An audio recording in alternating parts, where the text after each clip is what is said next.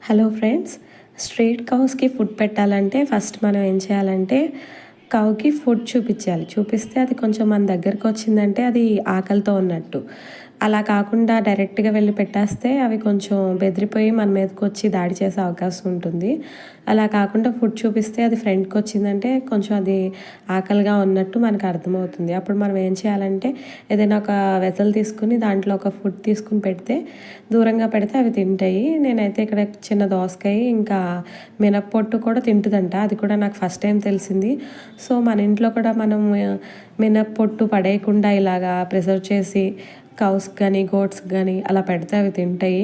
అలా అవి వచ్చినప్పుడు దయచేసి కొట్టకుండా కొంచెం ఫ్రెష్ వాటర్ దూరంగా బకెట్లో పెడితే అవి తాగుతాయి. కౌసే కాదు, ఇంకా బర్డ్స్ కానీ స్ట్రీట్ డాగ్స్ కానీ క్యాట్స్ కానీ ఈ సమ్మర్లో చాలా ఆకలిగా ఉంటాయి అండ్ థర్స్టీగా కూడా ఉంటాయి.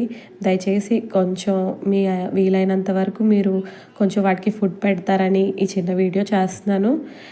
ఈ వీడియోలో ఈ కౌ చాలా హంగ్రీగా ఉంది. అక్కడ చూసారా స్టెప్స్ కూడా అదంతటా అవే ఎక్కేసి పైకి వచ్చేసి పిలుస్తుంది.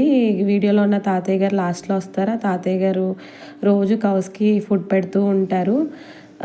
ఈ కౌ తినేసిన తర్వాత చాలా థ్యాంకింగ్గా చూస్తుంది ఆ అంకుల్ గారిని. మీలో ఎవరైనా పెట్ లవర్స్ ఉంటే పెట్టని కామెంట్ చేయండి లేదా ఎస్ అని కామెంట్ చేయండి. ఈ వీడియో మీకు నచ్చితే like, share and subscribe to our channel. Thank you for watching.